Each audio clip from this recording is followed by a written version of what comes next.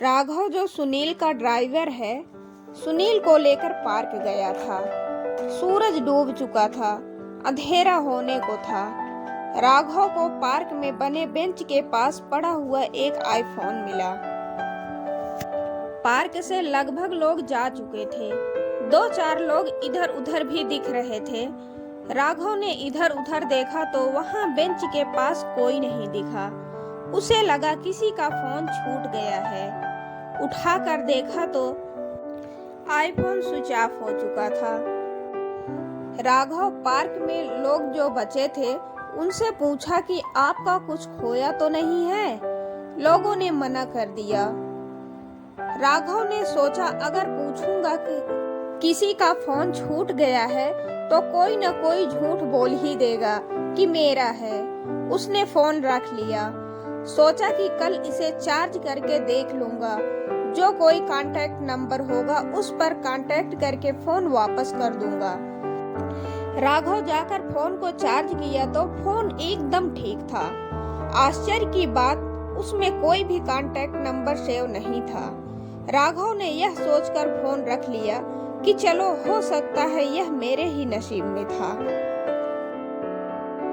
या यह भी हो सकता है कि कोई बड़ा आदमी इसको जानबूझकर छोड़ गया हो, तभी तो इसमें कोई कांटेक्ट नंबर नहीं है। राघव खुश होता है और फोन रख लेता है।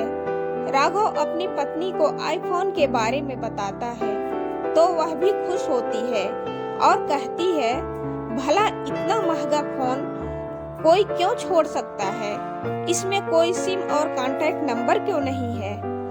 राघव बोलता है, तू पगली है, ज्यादा दिमाग मत चला। ये बड़े लोग ना ऐसे ही होते हैं। इससे अच्छा फोन ले लिए होंगे तो इसको जानबूझकर छोड़ दिए होंगे। जो भी हो, यह तो हमारे लिए अच्छा ही है। राघव का बेटा सानू भी खुश हो गया। बोला, फोन में कार्टून देखा करूंगा।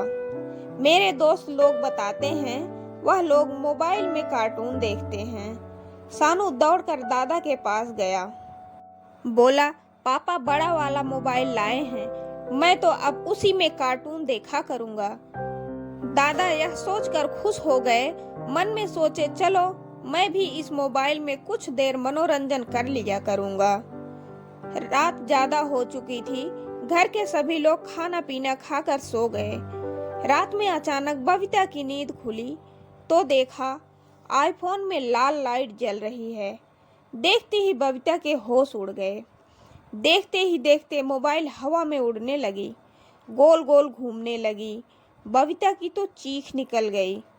चीख सुनकर राघव की नींद खुली तो बबीता ने सारी बात बताई। राघव ने देखा कि मोबाइल तो अपनी जगह पर ही है। राघव ने बबीता से कहा, सो जाओ, तुमने कोई बुरा सपना देखा होगा। लेकिन बबीता को नींद कहाँ आ रही थी। बबीता बार बार राघव को उठा रही थी। राघव झल्ला कर उठा, आईफोन उठाया और बरामदे में बाहर सोने चला गया। राघव को नींद आ रही थी। अचानक उसके कानों में किसी के हंसने की आवाज़ सुनाई पड़ी। राघव ने आँख खोला तो देखा कि आईफोन खुद ही चल रहा है। लाल लाइट जल रही है। कोई हॉरर वीडियो चल रहा था। राघव ने सोचा कि फोन हैंग कर रहा है, इसीलिए किसी ने इसको पार्क में छोड़ दिया था। राघव मोबाइल स्विच ऑफ कर दिया और सो गया। बबीता पूरे दिन रात की बात सोचकर परेशान होती रही। उसकी आंखों के आगे वही सीन चल रही थी। उसे बुखार हो आया था। शाम का समय था। बबीता ने देखा कि सानू आईफोन में कार्टून देख रहा है। बबीता के तो होश उड़ गए। रात की बात आंखों के आगे घूमने लगी। वह दौड़कर सानू के पास गई और बोली, बेटा फोन बंद कर दे, यह फोन ठीक नहीं है। पर सानू कहाँ मानने वाला था। वह जल्दी से उठा और दादा के पास भाग गया। दादा बोले, बहू क्या बात है, क्यों बच्चे को परेशान कर रही हो? मैं हूं ना, तुम जाओ, मैं देख लूंगा। दादा भी मन ही मन खुश हो रहे थे। चलो अभी सानू के जाने के बाद मैं भी मोबाइल में मज़ेदार वीडियो देखूंगा। कुछ देर वीडियो देखने के बाद सानू चला गया। अब फोन दादा के पास था। दादा ने अपनी दारू की बोतल उठाई और पूरा गटक गए। बिना दारू के उनको नींद कहाँ आती थी। इसी दारू के चक्कर में तो अपना सब कुछ बर्बाद कर दिए थे। सब लोग खा पी कर सोने चले गए। आज फोन दादू के पास था। जैसे ही घर की लाइट बंद हुई, फोन अपने अंदाज में जलने बुझने लगा। देखते ही देखते हॉरर वीडियोज फिर से चलने लगे। अचानक से फोन से एक आंख बाहर आई, लाल रंग की खून से लथपथ। फिर एक हाथ बाहर निकला जो दादा की गर्दन को जकड़ लिया। फोन दादा को लेकर हवा में गोल गोल चक्कर लगाने लगा। दादा चिल्लाने लगे पर उनकी आवाज़ किसी को भी नहीं सुनाई दी। दादा फोन से विनती करते रहे, प्लीज़ मुझे छोड़ दो, मुझे छोड़ दो, पर फोन एक भी नहीं सुना। अचानक से पेड़ की ऊंचाई तक ले गया और वहीं से छोड़ दिया। दादा नीचे रखी बाल्टी पर गिरे जिससे उनका सिर फट गया। दादा की मौत हो गई। सुबह राघव ने जब यह सब देखा तो उसके होश उड़ गए। बबीता बार बार कह रही थी सब कुछ उस फोन की वजह से हुआ है। सुनील जी भी घर पर आए। उन्होंने राघव से कहा, बेटा जो कुछ भी हुआ बहुत बुरा हुआ और यह सब तुम्हारे पिताजी के दारू पीने की लत के कारण हुआ। शायद नशे की हालत में पेड़ पर चढ़ गए होंगे, गिर गए और यह सब हो गया। राघव ने कहा, अंकल जी मुझे यह फ़ोन पार्क में मिला था। मेरी पत्नी का कहना है यह सब इस फ़ोन की वजह से हुआ है।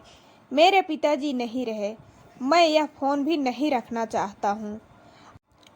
आज ही मैं इसे उसी पार्क में फेंक आऊँगा। सुनील बोले, बेटा ऐसा कुछ भी नहीं है। अगर तुम चाहो तो यह फ़ोन मुझे दे सकते हो। राघव ने आईफोन सुनील को दे दिया। सुनील फ़ोन लेकर अपने घर चले गए। उन्होंने अपनी पत्नी को दिखाया। दोनों बहुत खुश थे। रात हुई तो आईफोन फिर से जल उठा। लाल लाइट जलने लगी। फिर से वही हॉरर वीडियो चलने लगा। किसी के जोर जोर से हंसने की आवाज़ फ़ोन से आ रही थी। सुनील आईफोन को स्विच ऑफ करना चाहा। जैसे ही सुनील फ़ोन को ऑफ करने के लिए उठाया, अचानक से फ़ोन ब्लास्ट हो गया जिससे सुनील बुरी तरह घायल हो गया। सुनील की पत्नी परेशान हो उठी। सुनील को हॉस्पिटल में एडमिट कराया गया। उसकी हालत खराब थी। पत्नी जैसे ही घर आती है तो देखती है कि वह फ़ोन तो फिर से उसके घर में पड़ा है और एकदम ठीक कंडीशन में है। यह देखकर उसकी हालत खराब हो जाती है और पसीना पसीना हो जाती है। जल्दी से पंडित जी को बुलाती है। पंडित जी बहुत पहुँचे हुए सिद्ध पुरुष थे। उन्होंने अपने मंत्रों से आईफोन पर काबू पा लिया और पूछा, वह कौन है और सुनील की जान क्यों लेना चाहता है। अचानक से फिर से फ़ोन जल उठा।